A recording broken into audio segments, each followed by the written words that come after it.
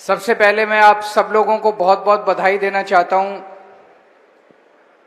आम आदमी पार्टी की 2 जगह शानदार जीत हुई है। एक हम लोग लुधियाना पश्चिम की सीट जीते और दूसरा गुजरात में भारतीय जनता पार्टी के गढ़ में, गुजरात में बीजेपी की सरकार है, जहां पे 30 साल से बीजेपी की सरकार है। वहां पे बीजेपी को हिला पाना लगभग नामुमकिन है।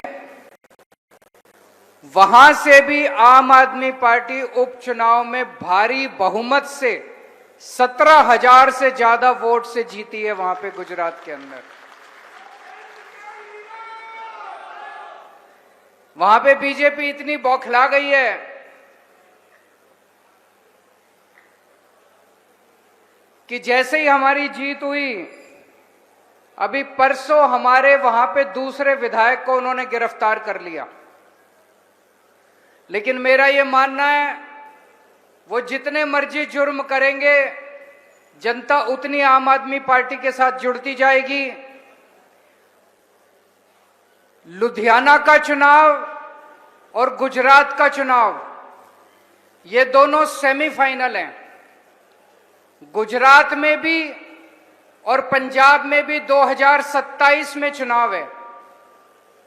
पंजाब में फरवरी 2027 में और गुजरात में दिसंबर 2027 में। और मैं मानता हूं कि ये दोनों उपचुनाव सेमीफाइनल थे और ये इस तरफ इशारा करते हैं कि 2027 में पंजाब और गुजरात भारी बहुमत से आम आदमी पार्टी जीतने जा रही है।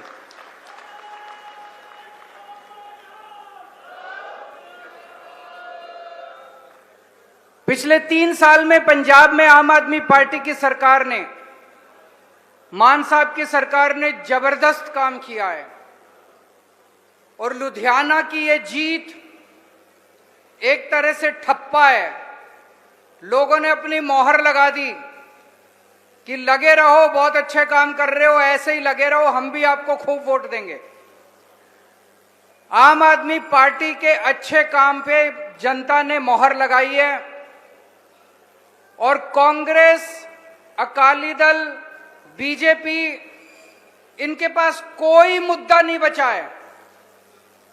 ये ऐसे ही गालियां देते रहते हैं। इनके पास कोई, लुधियाना के चुनाव में मैं देख रहा था, आम आदमी पार्टी कह रही थी हमें वोट दो, हम आपकी बिजली अच्छी करेंगे, पानी अच्छा करेंगे, बच्चों के लिए शिक्षा अच्छी करेंगे, नशा खत्म करेंगे, अच्छी सड़कें बनाएंगे। हम पंजाब की तरक्की के लिए वोट मांग रहे थे।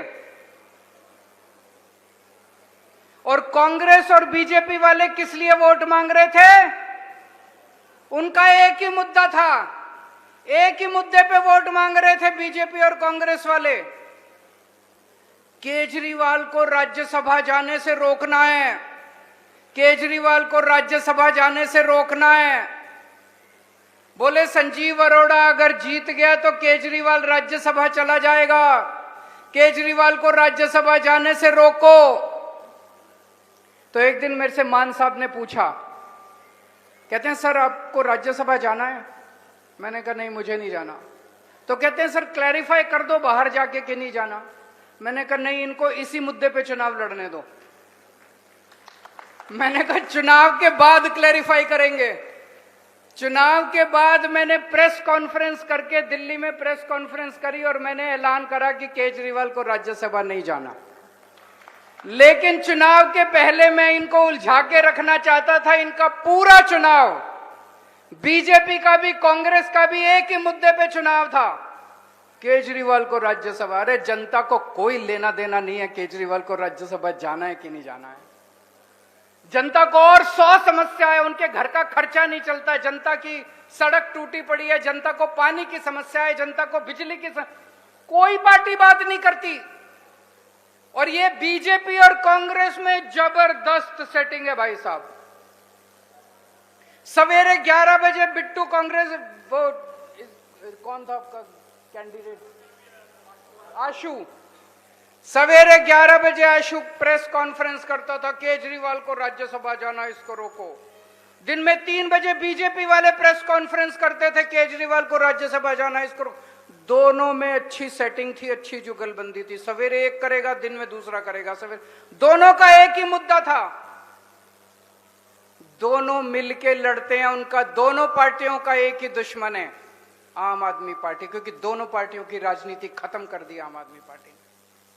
अभी मैं गुजरात गया था, गुजरात में मैंने उन लोगों से पूछा, मैंने कहा ये बीजेपी और कांग्रेस का रिश्ता क्या कहलाता है? कुछ लोगों से मैंने पूछा, कुछ लोग बोले जी भाई बहन है, कुछ लोग बोले जी पति पत्नी है। आपको क्या लगता है?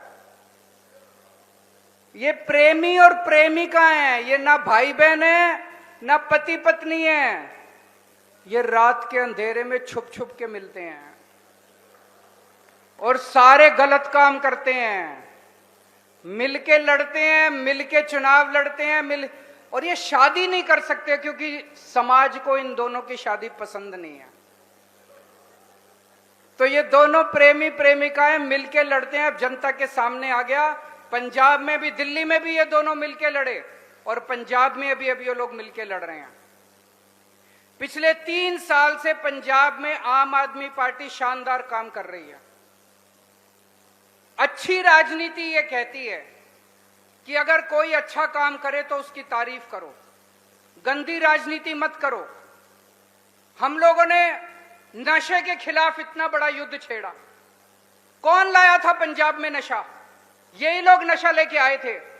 पिछले 15-20 साल में हमारे से पहले की जो सरकारें थी, इन तीनों पार्टियों की सरकारें थी, हमारे से पहले की जो सरकारें थी वो नशा लेके आई। उनके मंत्री अपनी गाड़ियों में नशा लेके घूमते थे, नशा बेचते थे उनके मंत्री, वो नशा लेके आए। आज एक सरकार आई है पंजाब के अंदर जो नशे के खिलाफ जबरदस्त युद्ध छेड़े हुए है। बड़े बड़े नशा तस्करों को पकड़ पकड़ के जेल में डाला जा रहा है। सारा पंजाब खुश है, माएं बहनें आशीष दे रही हैं। और ये तीनों पार्टियां हमारा मजाक उड़ाती हैं, हमारे गालियां देती हैं कि नशे के खिलाफ युद्ध क्यों छेड़ा गया है। अभी एक बहुत बड़े इनके नेता को गिरफ्तार किया, नाभा जेल में गया है। जैसा अभी मान साहब ने बताया, इनको समझ नहीं आया क्या करें। जिस दिन उसको गिरफ्तार किया, कांग्रेस वाले कहते हैं तानाशाही आ गई, तानाशाही आ गई, तानाशाही आ गई। एक के बाद एक कांग्रेस के नेता उनके समर्थन में उतर के आ गए। 3 दिन बाद बोले नहीं नहीं गलती हो गई, माफी मांगने लग गए, नहीं ठीक किया ठीक किया। इनको समझ नहीं आ रहा, एक दिन कुछ बोलते हैं एक दिन कुछ बोलते हैं। कांग्रेस को समझ नहीं आ रहा, बीजेपी को समझ नहीं आ रहा, अकाली दल को समझ नहीं आ रहा कि इनको क्या जवाब दें। हमने शिक्षा में बहुत अच्छा काम किया। मेरे पास बहुत लोग आते हैं, कहते हैं जी बहुत शानदार काम हुआ। अभी मान साहब ने बताया 2017 के केंद्र सरकार के भारत के सर्वे में पंजाब 29वें नंबर पे था। आपकी पार्टी की सरकार ने इतना शानदार काम किया कि आज पंजाब 1 नंबर पे आ गया पूरे देश के अंदर। इसके लिए बहुत कड़ी मेहनत करनी पड़ी है। टीचर्स ने, प्रिंसिपल्स ने, बच्चों ने खूब कड़ी मेहनत करी है। अफसरों ने, हमारे मंत्रियों ने, एमएलए ने खूब कड़ी मेहनत की है। तब ये 3 साल के अंदर हमारी सरकार ने इतना अच्छा काम किया। सारे पूरे गांव-गांव के अंदर जो स्कूल थे, 8000 से ज्यादा स्कूलों की बाउंड्री वॉल बनवाई है। बाउंड्री वॉल नहीं थी पहले स्कूलों के अंदर, टॉयलेट नहीं होते थे, स्कूलों में टॉयलेट बनवाए हैं, सफाई करवाई है, टॉयलेट साफ करवाए हैं, स्कूलों की सफाई करवाई है, सिक्योरिटी गार्ड लगवाए हैं।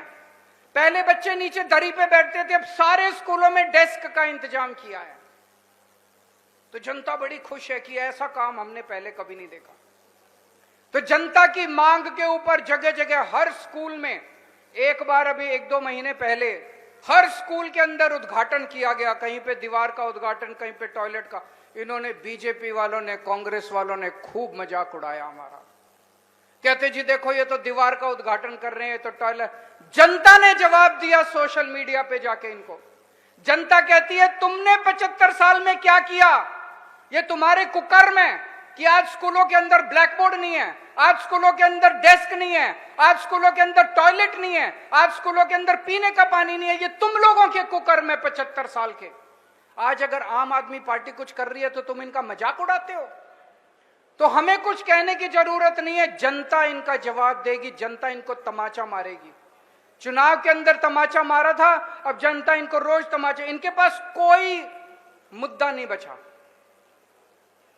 बेअदबी का मुद्दा कितना पुराना है, पंजाब में जब देखो कोई ना कोई बेअदबी करता है। अब बेअदबी के खिलाफ मान साहब सख्त कानून लेके आ रहे हैं बेअदबी के खिलाफ।